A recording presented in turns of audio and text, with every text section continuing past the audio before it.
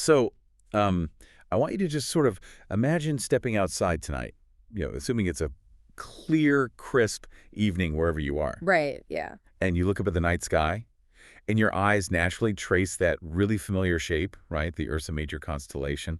Or, I mean, most of us probably grew up calling it the Big Dipper. Yeah, the Big Dipper is usually the first thing people learn to spot. Exactly. And, to modern eyes and to modern astronomy, those are just burning spheres of gas, right? Mm-hmm. Suspended millions of light years away in the vacuum of space. Mm-hmm. Just cold physics. Right. But if you look at those exact same stars through the lens of ancient Hindu cosmology, it transforms the sky completely. In that tradition, those seven stars aren't just celestial bodies. They are the Saptarishi. The seven great sages. It's a completely different perspective where you're no longer looking at just a physical universe. You're actually looking at a moral and spiritual map. The Saptarishi are they're viewed as cosmic anchors. Yeah, they are the preservers of order. These are individuals whose immense spiritual merit literally holds the very fabric of reality together. Which is just a massive concept to wrap your head around.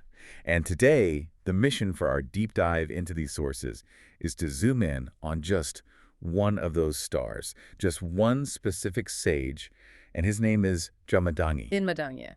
And if you know, even a little bit about Hindu mythology, you probably recognize the name Parashurama, right? Yeah, the famous warrior avatar of Lord Vishnu. He's huge in pop culture. Right. But going through our stack of sources today, and we have a lot, excerpts from the Puranas, the Mahabharata, some geographical records from modern-day Rajasthan and Haryana. And those amazing community discussions online, too. Oh, yeah. The community deep dives are incredible. Yeah. But going through all of it, it becomes really clear that popular culture kind of has it backward. It really does. Like, Parashurama is actually just a supporting character in his father's story. Yeah. Jamadagni is the actual protagonist of this, massive, multi-generational cosmic drama. He is the anchor, both literally up in the sky and narratively in the texts. Because Jamadagni's story is this profound exploration of nature versus nurture. Yeah. It's an examination of the cascading consequences of anger. And really, it's the agonizing struggle of a man trying desperately to balance a genetic destiny hardwired for violence with a life dedicated to peace. And before we can even begin to understand the man who holds the stars in place, we have to look at the incredibly bizarre circumstances of his birth. Right, the cosmic DNA swap. Exactly. Our sources show that his arrival involves this highly unusual mystical genetic mix-up. Yeah. But to understand how that even happens, we first have to talk about how ancient Vedic society categorized human nature. Yeah, we have to talk about the concept of Varna.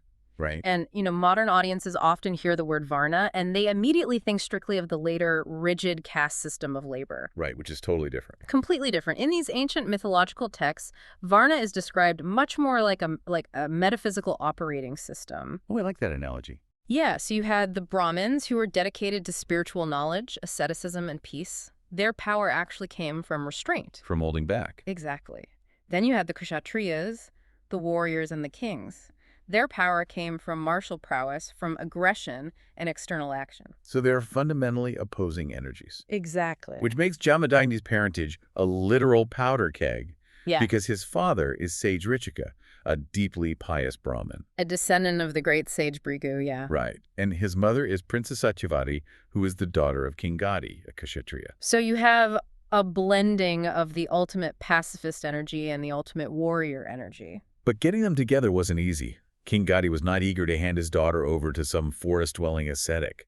So he demands this impossible bride price. Oh, the horses. Yes, he asks for 1,000 white horses. What? But, and here's the catch, each one has to have exactly one black ear. Which is such a deeply symbolic demand, if you think about it. How so? Why the black ear? Well, in Vedic lore, white horses are typically associated with the sun, right? With purity and cosmic order. So asking for 1,000 of them is essentially asking for a manifestation of divine perfection. Right, okay. But the single black ear introduces an anomaly. It's this deliberate paradox. King Gadi is basically demanding a miracle of localized imperfection within a perfect form. Oh, wow. He probably just assumed there was no way a hermit could actually pull that off. He absolutely assumed that, yeah. But Sage Jamadagni uses his spiritual merit he basically calls in a favor from Varuna, the sea god. Yeah, Varuna literally manifests these exact 1,000 mystical horses straight out of the waters. Which is completely fulfills the impossible demand. So the marriage goes ahead. Satyavati moves out to the forest. But shortly after that, both Satyavati and her mother, the queen, they both decide they want to conceive sons. And this is where the massive cosmic mix-up happens. Right. So Sage Richika decides he's going to help them both by preparing 2 portions of this special milk-boiled rice. It's called charu. True, right. And he doesn't just cook a nutritious meal here. No, he infuses each bowl with very specific mantras. And to understand what he's doing here, we can't think of mantras just as like spoken prayers. Right, it's more mechanical than that. Yes. In Hindu cosmology, Sanskrit mantras are considered the literal sonic blueprints of reality. Yeah, I was reading up on the mechanics of this in the sources, and the best way I could visualize it is through that modern science of cymatics. Oh, right, where you play sound through sand. Exactly. You play specific sound frequencies through sand or water on a metal plate, and the sound waves physically push the particles into these incredibly complex geometric patterns. That is actually a brilliant way to conceptualize it. That's exactly what's happening. Right. The texts treat these mantras similarly. Richika is using acoustic spiritual frequencies to literally rewrite the physical properties of the rice. He is. He encodes his wife Satyavati's bowl with a Brahma mantra. That's a frequency designed to arrange the child's nature into a serene, spiritually elevated Brahman. Okay, that makes sense for his wife. But for his mother-in-law, the queen, he encodes her rice with a Kshatra mantra, a frequency designed to produce a fierce, aggressive warrior king. Because her husband is a king. Right. He literally programmed the matter they were about to consume. But then the mother-in-law gets suspicious. Yeah. She secretly approaches Satyavati and says, like, hey, your husband probably put this superior, more powerful blessing into your bowl. Which is such a human reaction. Right. Paranoia. Moral paranoia. So she asks to swap them. And Satyavati, who was just obeying her mother out of filial duty, she agrees. They swap the bowls of rice and eat them. And the fallout from this simple switch is just instantaneous and catastrophic for their lineage. Because Sage Richika finds out. He discovers the swap through his yogic vision, and he confronts Satyavati, just absolutely horrified. I can imagine. He's like, what did you do? Yeah. He tells her she has consumed the warrior essence. The son she is carrying is no longer coded to be a peaceful sage. He is destined to be a ruthless, bloodthirsty warrior. Which has to be a devastating revelation for a Brahmin family, right? Yeah. Their entire existence revolves around nonviolence. Exactly. Satyavati begs him to fix it. She pleads for him to, alter the code back. Can he? Well, Richika tells her that the cosmic momentum of a mantra cannot be deleted. It's already in motion. Oh, man. But he says it can be delayed, so he modifies the trajectory. He makes it so Satyavati's son will be born a peaceful sage, but the warrior curse will skip a generation. Okay, so pushing the problem down the line. Right. Her grandson will bear the full brunt of that violent destiny. Which illustrates this really foundational rule of fate in these narratives, right? Like, cosmic energy, once you invoke it, it has to manifest somewhere. Can be redirected, yeah, but it can never be destroyed. Wow. And just to close the loop on the queen, having eaten the Brahmin rice, she eventually gives birth to Vishvamitra. Who is a fascinating character in his own right. A man born a Kshatriya king who feels this constant compulsion toward asceticism and eventually becomes one of the greatest Brahmin sages ever. It's the exact inverse of our story today. Exactly. While Satyavati gives birth to Jamadagni. Which brings us right back to our protagonist. So Jamadagni is born as a Brahmin. He's raised in a hermitage. He spends all his days chanting, fasting, reading. Doing all the normal sage things. Right. But locked inside, his DNA delayed, but incredibly potent, is this volatile Kshatriya energy. He's a warrior soul trapped in an ascetic's life. And if we look at how that tension manifests, it's not just some abstract feeling he has. The texts, specifically the Mahabharata, state he engaged so deeply in the Vedas that he attained entire possession of them. He was a master scholar, an absolute genius. But alongside that, the sources explicitly note he acquired complete knowledge of the science of weaponry without ever taking a single lesson. He was a martial arts prodigy. The underlying programming of that swapped rice was just expressing itself naturally. That is so cool. Like, he just instinctively knows how to fight. Oh, absolutely. There is even a lost, highly referenced text called the Ashanasa Dhanar Veda. It's said to be a comprehensive manual on warfare, and it's framed entirely as a conversation between Jamadagni and the sage Oh, Ushanas. really? A warfare manual? Yeah, Jamadagni understands the physics of combat, the lethality of divine weapons, battlefield tactics. He knows it all perfectly. Yet he refuses to fight. But he refuses. So he has this massive internal fortress built into his very being. But, the true test of a fortress isn't just when it's under attack. It's whether you can actually live a normal, peaceful life inside it. That's a great way to put it. And this transition brings us to Jamadagni's attempt to build a family. So he travels to the palace of King Trisenajit of the Solar Dynasty, and he sees Princess Renuka. Right. He asks for her hand, they get married, and she trades the incredible luxury of a royal palace for a thatched mud hut on the banks of the Narmada River. Which is a profound shift in lifestyle for Renuka. Yep. But they really build a formidable partnership out there in the forest. Yeah, they have 5 sons. Let's see, there's Rumanwan, Sushina, Vasu, Vishvavasu, and finally Rama. Who the world will later know as Parashurama. Right. But what really fascinates me about this specific period of his life is this wedding gift he receives from his father. Oh, the bow. Yes, it's the Sharanga, the celestial bow of Lord Vishnu. And this isn't just a heavy piece of wood, right? No, this is an apocalyptic weapon. Literally a weapon of mass destruction. And Jamadagni just accepts it, takes it back to his little hermitage, and just hangs it on the wall. Just leaves it there. Like he possesses the ultimate weapon, and every single morning he wakes up, looks at it, and consciously chooses to go chant prayers instead. The discipline required to possess that much destructive power and consciously choose not to use it is just staggering. It really is. But, Jamadagni's discipline is really only half of the equation here. This is where we have to delve into Renuka's role. Yes, let's talk about Renuka. Because in these ancient narratives, the wife of a sage is never merely just a supporting figure in the background. No, not at all. She is the engine that actually powers the spiritual reality of the hermitage. And the sources outline this daily ritual she does that completely redefines how we understand devotion in these texts.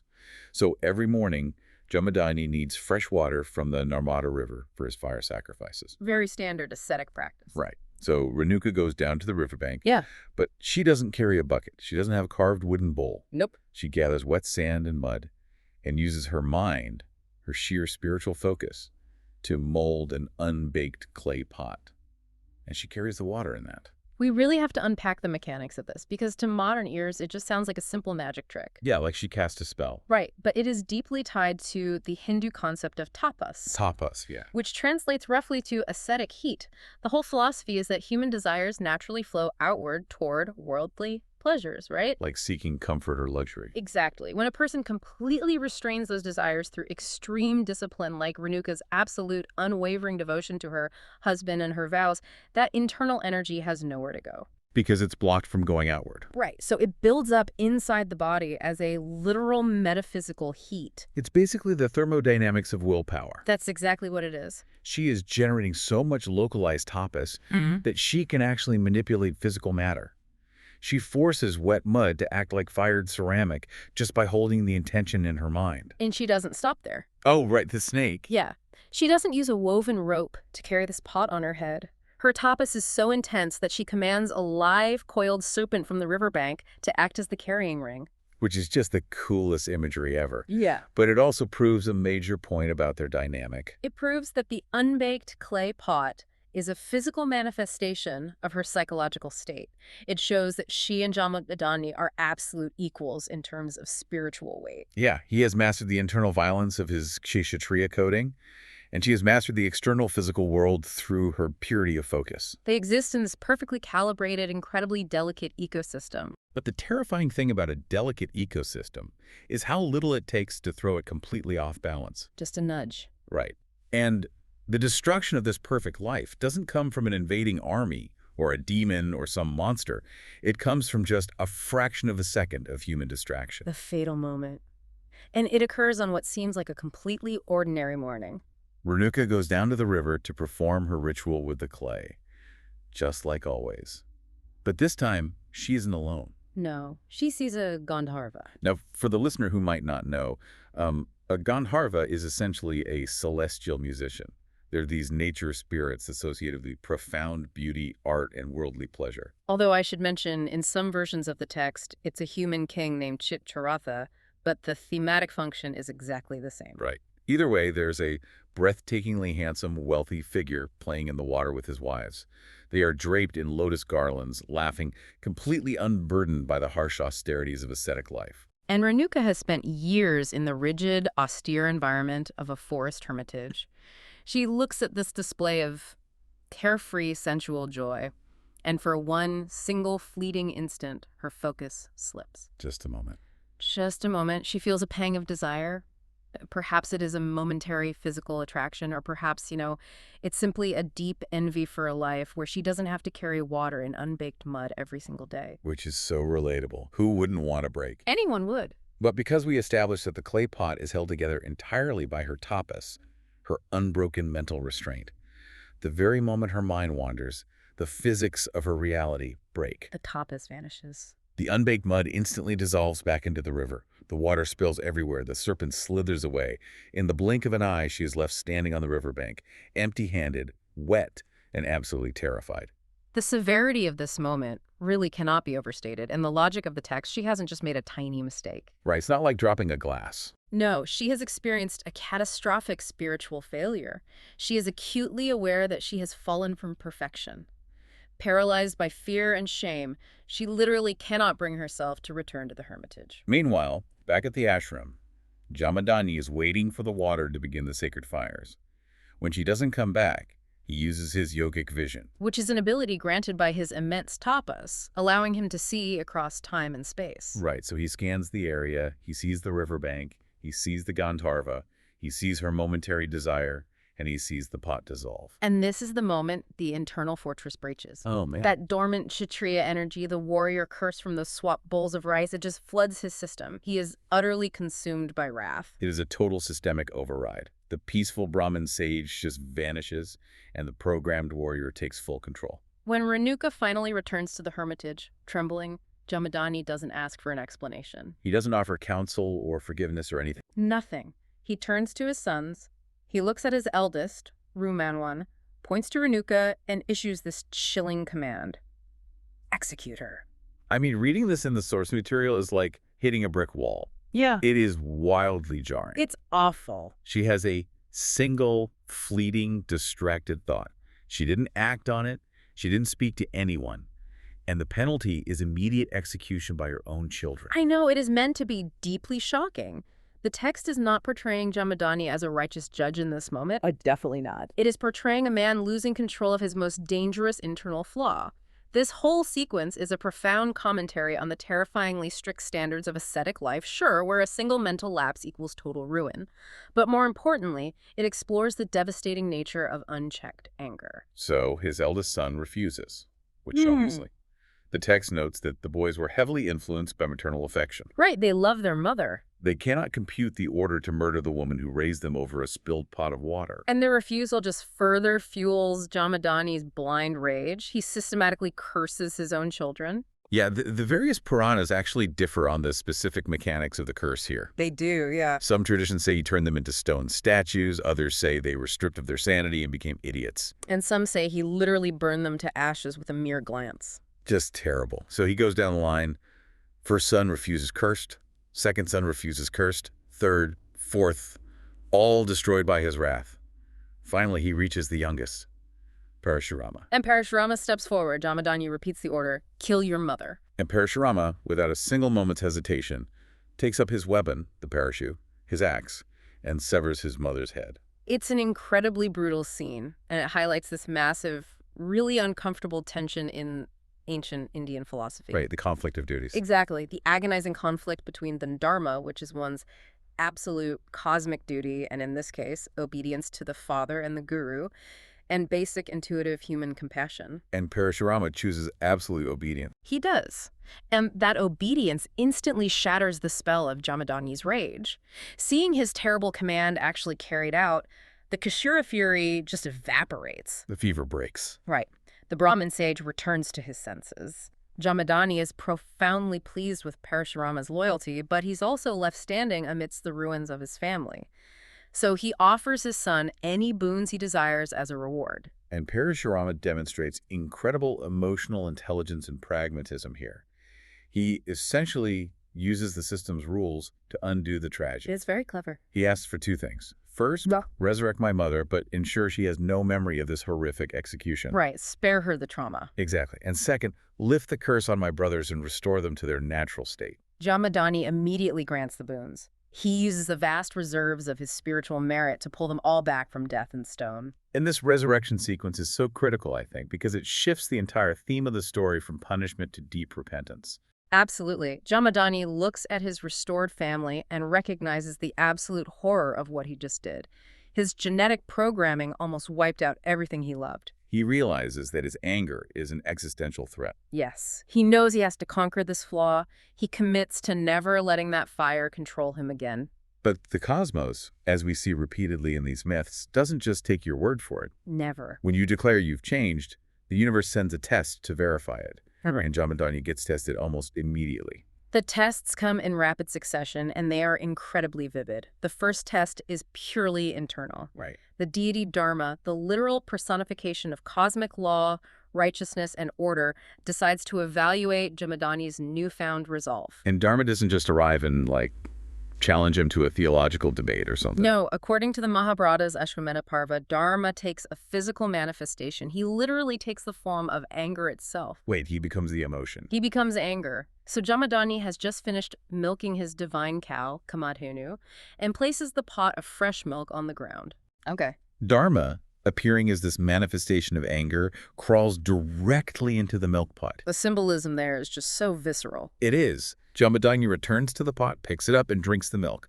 He is physically ingesting anger. He is taking the very emotion that nearly destroyed his family into his own body. Wow. But this time, there is no explosion.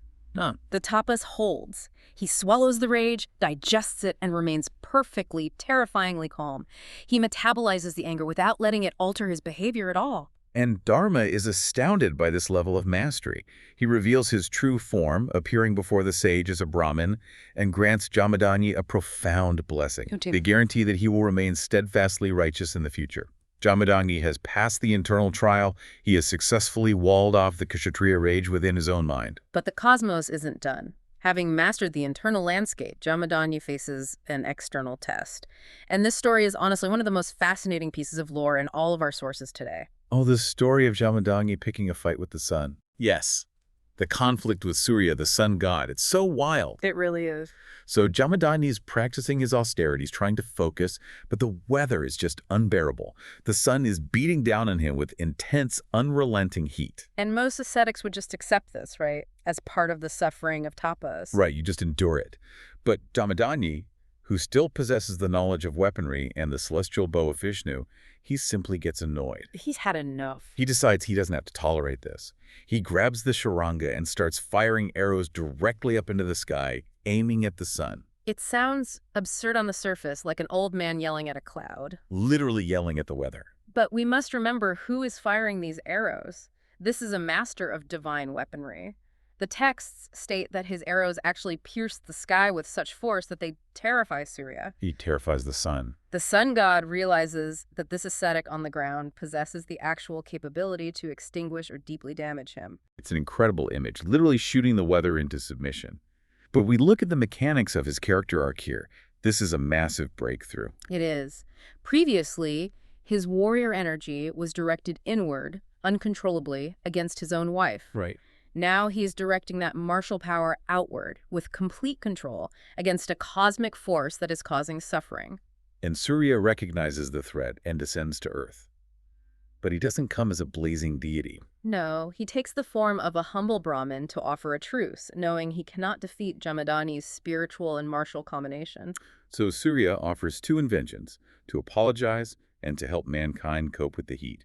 He gifts Jamadagni the first ever umbrella and the first ever pair of sandals. Which is such a lovely origin story for such mundane objects. I love it, but thematically it's beautiful. Jamadagni uses his aggressive Kshatriya compulsion to compel the cosmos to provide protection and comfort for humanity. The umbrella and sandals are the ultimate synthesis of his dual nature, its warrior strength serving the sage's compassion. He has balanced the equation. He really has. He has become a true guardian. But the tragedy of the human experience is that as soon as you find perfect internal balance, the chaotic external world intrudes. Always. Having mastered his demons and the elements, Jamadagni is about to face the one thing he cannot control. Human greed. Exactly. And this brings us to the climax of his earthly life. It's triggered by the arrival of a king. King Kartavirya Arjuna, the sovereign of the Haihaya tribe. And our sources describe him as having 1,000 arms. Which is a poetic way of expressing infinite martial reach, right? Immense power and an unquenchable desire to grasp more. Yes. He arrives at Jamadagni's quiet, isolated hermitage with a massive retinue, an entire army of soldiers, horses, and elephants. And Jamadagni, adhering strictly to the dharma of a host, welcomes them. But the logistical reality of feeding an entire army in a tiny forest ashram is just impossible. Right. How do you feed thousands of people? Well, to fulfill his duty, Jamadagni calls upon Kamadhenu, also referred to as Surabhi in some texts, the divine cow of plenty. Ah, the wish-fulfilling cow. Yes. Kamadhenu can materialize any resource, any amount of food, instantaneously. Effortlessly, the sage feeds the entire exhausted army a magnificent royal feast. And this is where the dynamic shifts from reverence to exploitation. Very quickly. The king's minister, a man named Chandragupta, observes this miracle. But he doesn't look at Kamadhenu and see a sacred divine being. No. He looks at her through the lens of pure utility and greed. He sees an unlimited supply chain for a military campaign. He sees an economic asset, one that belongs in a royal treasury, not a mud hut. Right. So Chandragupta approaches Jamadagni and attempts to buy the divine. He offers 10 million regular cows, or even half the kingdom, in exchange for Kamadhenu. It is a staggering offer that highlights the transactional mindset of the Kshatriya ruling class. Everything has a price. But Jamadagni refuses. Yeah. He tells the minister, I have no use for 10 million cows, and I certainly don't want your kingdom. This cow is not property to be bartered. She is essential for my sacred duties, my morning sacrifices, and the spiritual health of this hermitage. And to a mind governed by power and entitlement, a refusal from a hermit is just unacceptable. When commerce fails, they resort to force. The minister and the king's men violently seize Kamadhenu. They bind her and begin dragging her away toward their capital. The sources describe the cow crying out, looking back at Jamadagni, and the sage, acting out of deep love for this sacred animal, pursues them into the forest. He is a solitary older man running after a heavily armed military escort. When he catches up and demands her release, the minister, completely infuriated by this peasant's defiance, turns on him. He brutally beats Jamadagni. He strikes him down with weapons, leaving the great sage broken, bleeding, and unconscious on the forest floor before marching off with the stolen cow. Sometime later, Renuka comes searching the woods. She finds her husband battered and near death. The grief is profound and terrifying. She collapses next to his body and, in her anguish, beats her chest 21 times. 21 times. We need to hold on to that number because the echoes of those 21 strikes are going to shape the rest of this myth. They absolutely will. But sitting with this scene, a glaring question emerges, one that I really struggled with while reading the text. Jamadagni has the Sharanga, the bow of Vishnu, hanging in his hut. Right. He literally just carified the sun god with his arrows. He possesses an innate, complete mastery of warfare. Why didn't he fight back? Why didn't he obliterate that army the moment they touched the cow? It is the defining question of his character, and understanding the answer unlocks the core philosophy of his entire life. Okay, lay it out for us. He absolutely possessed the power to destroy them. But we have to look at all the internal work he had done up to this point. He had literally consumed his own anger to pass Dharma's test. Yeah. He had sworn a cosmic vow to remain righteous. He had spent his entire life fighting the Kshatriya compulsion for violence that was encoded into his very being. So if he had unleashed the bow, the warrior code would have won. Precisely. Yeah. He chose not to escalate to mass violence. He resisted the theft verbally and physically, fulfilling his duty to protect the sacred, but he refused to cross the line into lethal retaliation. Allowing himself to be beaten rather than unleashing that weapon of mass destruction makes this moment a conscious martyrdom. It is not a failure of his strength. No, it is the ultimate grueling victor of his spiritual willpower over his genetic programming. He dies, proving he isn't the monster his DNA suggested he would be. Exact. But in the landscape of the Puranas, death is rarely the final chapter. Parashurama eventually returns to the hermitage. He finds his mother weeping over his father's body. And Parashurama, unlike Jamadagni, does not restrain his Kshatriya energy. Not at all. He is completely radicalized by this injustice. He seeks out the sage Shukra, who possesses the Mrita Sanjivani mantra, Which is a specific sonic frequency capable of reversing cellular death and bringing the dead back to life. Shukra arrives at the ashram and chants the mantra, Jamadagni is resurrected. The family is briefly reunited. But Parashurama isn't done. He then takes up his axe, marches to the king's capital city of Mahishmati, single-handedly slaughters King Kartavira Arjuna and his elite guard, and retrieves the divine cow. You would think retrieving the cow and bringing the family back together would be the end of the story. A harsh lesson learned, balance restored. Right.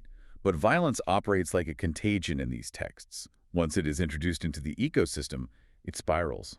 Jamadagni is horrified by his son's actions. Even though it was done to avenge him, Jamadagni, the staunch pacifist, cannot abide the slaughter of a king. Right, because of the karma involved. Exactly. He tells Parashurama that he has committed a grave sin and must cleanse himself. He orders his son to travel to the distant Mahendragiri mountains to perform severe, long-term penance. Which means Parashurama leaves the hermitage, and Jamadagni and Renuka are left unprotected once again. And the sons of the slain king Kartavira Arjuna are waiting for exactly this moment. Of course they are. Driven by their own grief and a twisted sense of honor, they ride out to the hermitage to exact vengeance for their father. It's just a cycle. They find Jamadagni deep in meditation, completely unresisting. They attack him again, but this time they know about the Mrita Sanjivani mantra. They know he was resurrected once. So they don't just kill him, they murder him, and then they deliberately sever his head from his body. Yes. They take the head with them as a grisly trophy, ensuring that no mantra, no cosmic loophole can ever bring the Sage of Peace back to life. It is a brutal, final, earthly end. The desecration of his body destroys the family completely. When the disciples and Parashurama finally return, the devastation is absolute.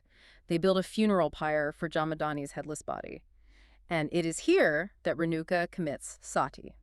Let's provide some context for sati here, because it really requires careful historical and theological framing for modern listeners. It absolutely does. It's the practice where a widow throws herself onto her husband's funeral pyre. But it's vital to understand that in the specific ancient mythological context of this story, this isn't framed as social coercion. No, it's framed as an act of profound supernatural theological binding. Renuka and Jamadagni's spiritual powers were completely intertwined, like the unbaked clay pot we discussed earlier. Right. With his earthly form gone, the texts frame her action as a desire to merge her soul with his in the cosmic realm. Though some regional variations soften this slightly, stating she jumped into a sacred pond called Ramsarover, which remains venerated today, but the outcome is the same. She leaves the physical world to follow him. And her departure is the catalyst for the most apocalyptic episode in this entire mythology. Parashurama. Parashurama, now orphaned, inherits his father's celestial bow, the Sharanga. He remembers his mother sitting next to his father's battered body, beating her chest 21 times. There's that number again. He takes a terrifying, unshakable vow. He embarks on a relentless, systematic campaign of vengeance. He doesn't just hunt down the princes who killed his father. He decides the entire Kshatriya operating system is corrupt. He circles the globe 21 times, matching the 21 strikes of his mother's grief. He commits global genocide against the warrior caste 21 separate times. It is the ultimate manifestation of generational trauma. Parashurama weaponizes his grief.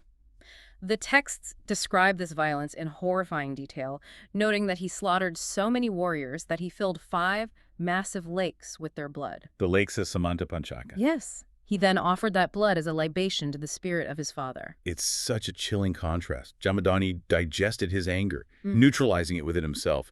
Parashurama unleashes it upon the world. The son becomes the unbridled, destructive force of vengeance that the father spent his entire life fighting not to be. He is the Kshatriya curse fully realized. Exactly.